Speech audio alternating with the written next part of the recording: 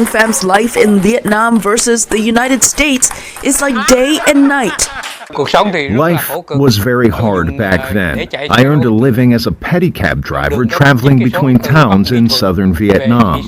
When communists took over Saigon in 1975, Pham was sent to a re-education camp for serving in the South Vietnamese military. He eventually made his way to the U.S. on a humanitarian program. But now a new wave of Vietnamese people is entering the U.S. through its southern border. The numbers jumped from just under 300 in 2022 to more than 3,000 in 2023, according to U.S. Customs and Border Protection.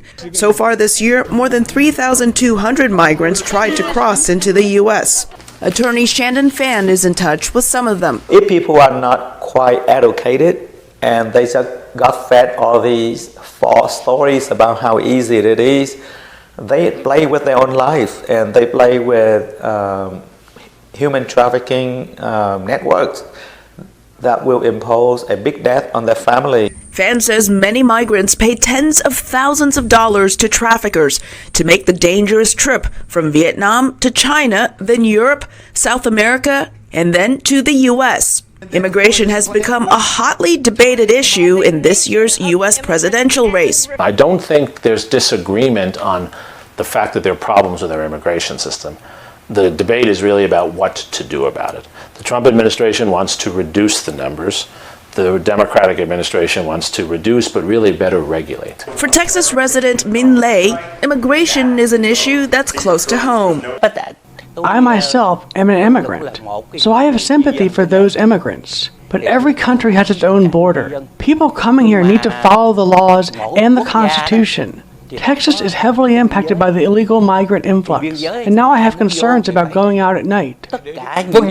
Those who flee communism have a legitimate reason to be in the U.S. I'm not in favor of granting asylum to those who come here illegally because of economic reasons. While Pham's views echo those of the older Republicans in the Vietnamese community, some younger Vietnamese Americans who were born in the U.S. don't share them. My mom is more conservative. She's one of those people that wants people to come over here legally. And I get that.